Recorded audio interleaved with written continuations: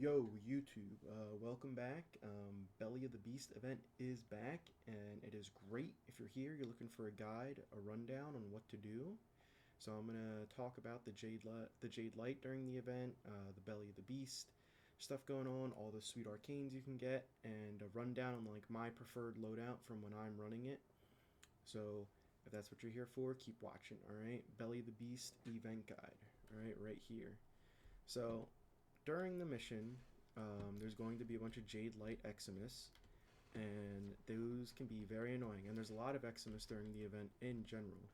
And the best thing to deal with Eximus, I'll show you right here, go into the ability screen, is Banshee Silence. Alright, Banshee Silence turns off Eximus abilities. Alright, their Overguard doesn't block, it doesn't negate silence. Alright, the energy Eximus don't send out their energy. The Jade Light Eximus won't shoot down their Jade Light. You name it, any enemy ability, it'll just disable it. All right, it's a very, very good underrated subsume. I think this is what I run when I'm doing the Belly of the Beast event. This is the exact loadout I ran. I farmed an entire Energize set and some other sets last time the event was around during the summer, using this exact loadout the entire time. Alright, you don't have to put Banshee Silence on your rally. You could run Banshee yourself, or you could put it on whatever Warframe you want. There's only like two considerations when you're modding for Silence that you have to put on for it to work pretty well. Alright, so I'm going to go into my mod screen now. Go into upgrade here. Now, forget the strength. The most important stats here are duration, which you don't need a lot of, and range. So you can affect the entire elevator and enemy spawns where Eximus are going to be. It's very, very, very, very good to just turn off the Eximus. Like they don't get to play their game. You know, if it was a PvP game, you know, the enemies just don't get to play, and that's what Silence does. It's very OP in Eximus heavy missions. I love it. I use it. I have a Subsume Necros build, Silence Necros build. I have a Silence Octavia build. I have a Silence Zephyr build. I have a Silence Yoreli build. I love Silence, and it's super, super, super OP for this event specifically, and that's why I run it, and I love it. All right. So there's not much to say. Just you want the bare minimum range here, and you want this duration. You know. It'll last 40 seconds, basically 38 seconds with a 130, 128 duration.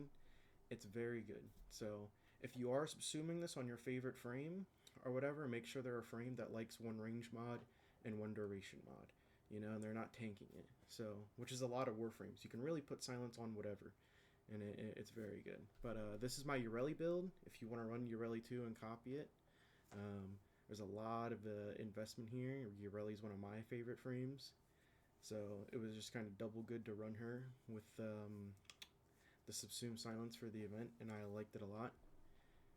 So that's what I'm running there. But Silence is the big picture. If you take away one thing, run Silence during Belly of the Beast.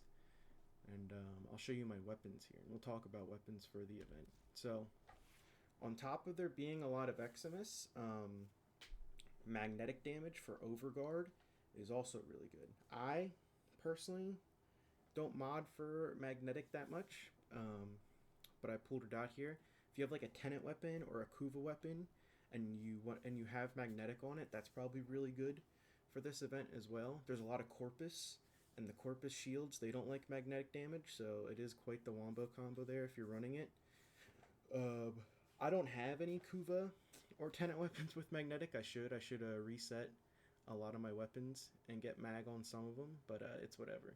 But if you do, that's good. You should run it. You should run your magnetic elemental weapons here. You could mod for magnetic toxin, and that's pretty lit.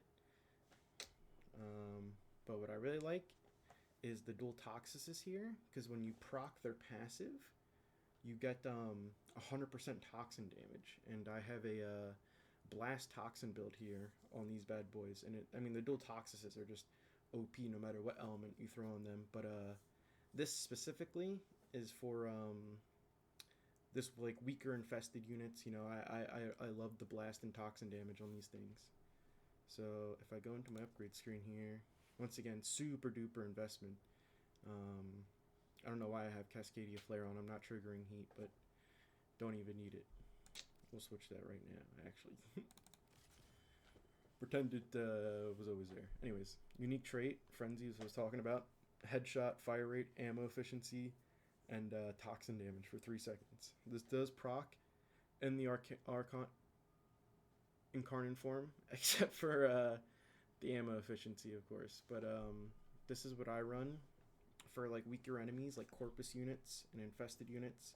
The Tech Rot in 1999, probably a good place to run this build. But the Blast and Toxin is, whew, it's really, really, really good. I love it.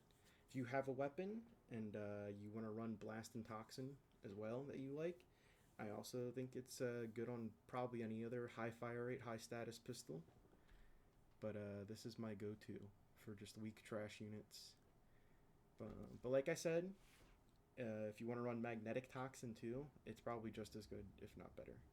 And then as for melee weapons in the Belly of the Beast event, you're not going to be like meleeing the goons that much. So I recommend a glaive. Since it's AoE, you can kind of chuck it out as the elevator's going up. I just have a big heavy attack blast build on here with all the galvanized mods. Melee influence here. And it's a blast and electric. I'm not modded for electric, but the Zorus has forced electric on heavy attack. So that's very good. And that's what I got going on with my melee here. I don't even use my glaive that much in the fight. But if you are going to want to use a melee in the Belly of the Beast, I'd say pick a glaive of your choice. I also think, where's it at? The Serrata. This is really good. On heavy attack, it has a forced toxin effect, which is good because it ignores Corpus shields. So you can probably mod this for magnetic toxin heavy attack build, and you could do well with that, you know.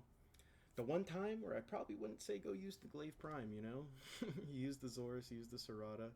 The Path Assist might be good too. Path Assist. I don't have one. Ruh-roh. I sold it because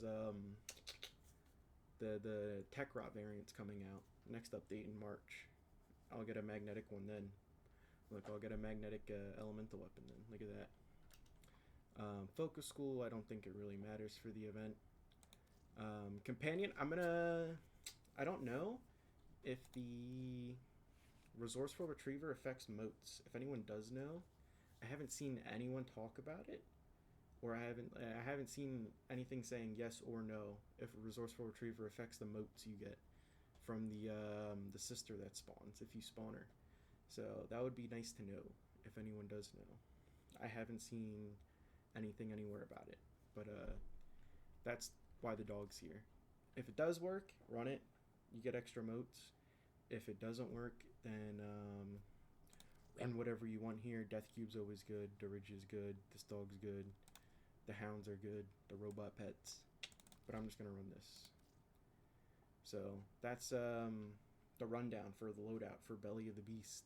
The event's pretty straightforward while you're playing it. You just get on the elevator and fill it up, and it shoots up to the top, and you just got to kill guys. It's pretty simple mission.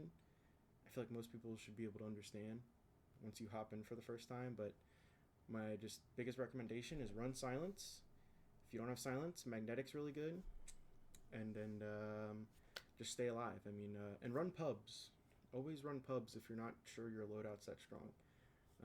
Because there's people like me who do run pubs no matter what. I don't really play solo. I always run pubs. And I'm fine carrying people, you know, and whatnot. And I'm sure I'm not the only person. So I'm going to go hop in a mission right now. Alright, so here we are in the mission. I have my silence turned on. I'm Urelli, so let me pop my 2, get my mitigation up. And I think I joined in a little late here.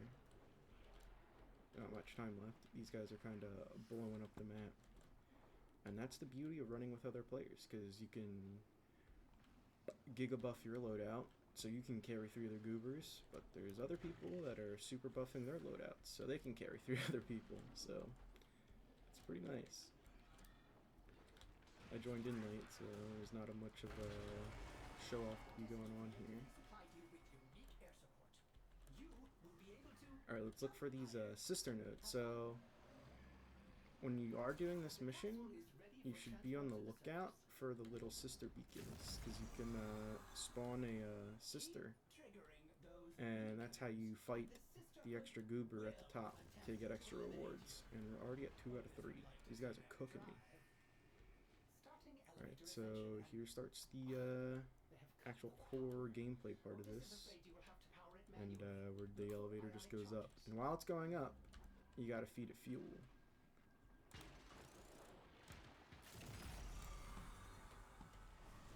We activate silence. Pop Incarnate a little early here. Get up here. Look at that, I just made that guy's Jade Beam look away. Like, he's not gonna be able to do anything because I have silence active. It's pretty OP. I love it. It's really good for running the Daimos faults. If you've ever ran those, you disable Necromech abilities and they can't do anything. They're just normal goobers running around with silence activated. It's very nice.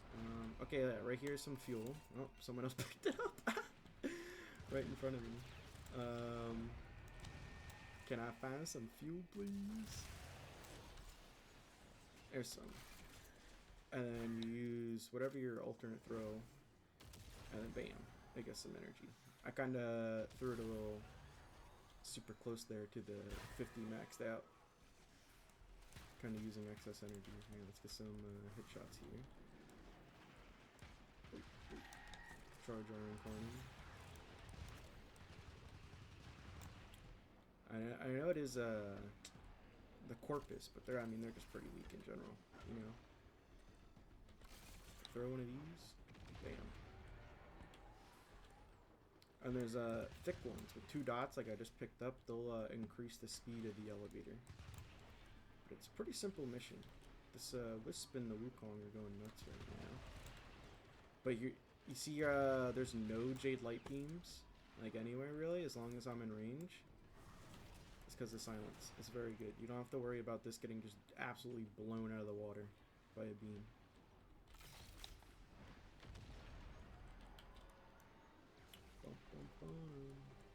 Alright.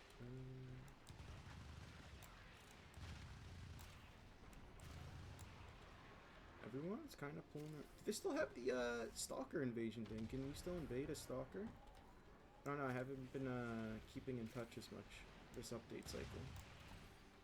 So, I don't know. It'd be cool if you could still invade a Stalker. I'd imagine it came back with the event. I'll drop this here. It's kind of full. There's a double in there. Oh, silence. And the non-overguarded enemies, they also get like a little stun and stagger when they get in the silence range. So that's nice. Just a nice little CC on top of the silence effect. Dead.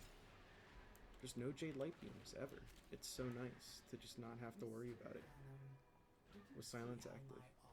A wonderful ability. We're kind of juiced here. Bam. I love the banter between Ortis and Parvos during these event missions. It's a shame it's not active all the time. Like if you just play the normal Star Chart version, they don't yap back and forth with each other. Oh, silence. Alright, we should charge our Incarnate pistols here before we get to the top. And I'll just use this.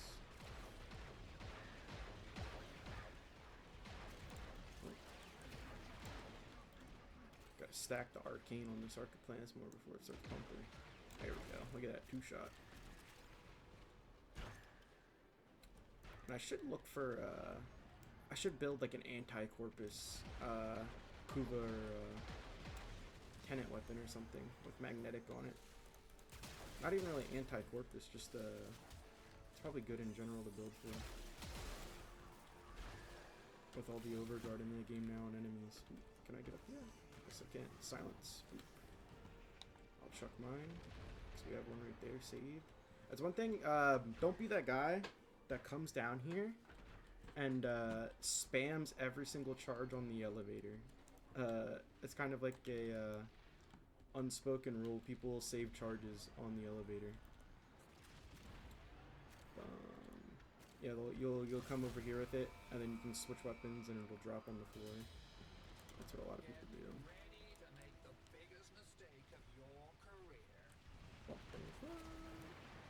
I feel like everyone always melts the sister. If I can find her head. Particle effects galore, bro. Holy smokes.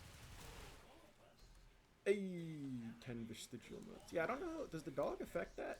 Has anyone tried that at all? Anyone ever seen a pop-up for your dog doubling it or whatnot? Would be good to know. Oh, more silence. Look, all these Jade Light guys that spawn in this hallway. Silence is active, so they don't get through. I'm shocked they haven't nerfed silence in that way, that like if an enemy's overguarded, silence doesn't affect them. But hey, I'm glad it works.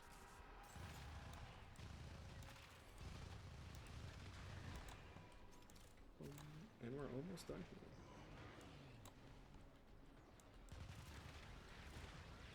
Like I said before, you're like never meleeing in this mission. It's not really a mission that allows you to melee, just because of the verticality of it.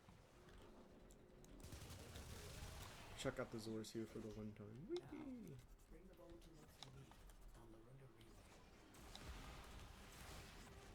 Ooh. My silence ran out right at the end there. I saw a Jade Beam come out. But it didn't matter. Mission's over. Good drops. Melee Elementalist mods are good. Pistol Elementalist mods. I think the Cannonade mods drop here. We got some Vestigial Motes. I have a lot from last during the summer saved up. 435. Jeez. But that's the mission. That's my little guide, my rundown. Not much. It's more just the yapping about the event than a guide, but that's what it is. Just remember, silence number 1. Silence is our glorious leader, and you're gonna run silence during the Belly of the Beast event. If not, you're gonna run magnetic damage to really damage the overguard, and magnetic and toxin to just rip through the corpus if you don't have silence. So that should be your big takeaway. I should run silence if I can. If I don't have silence, I should run magnetic and toxin. And I'm gonna leave for these random. Start another one up. So GG. See you in the next one.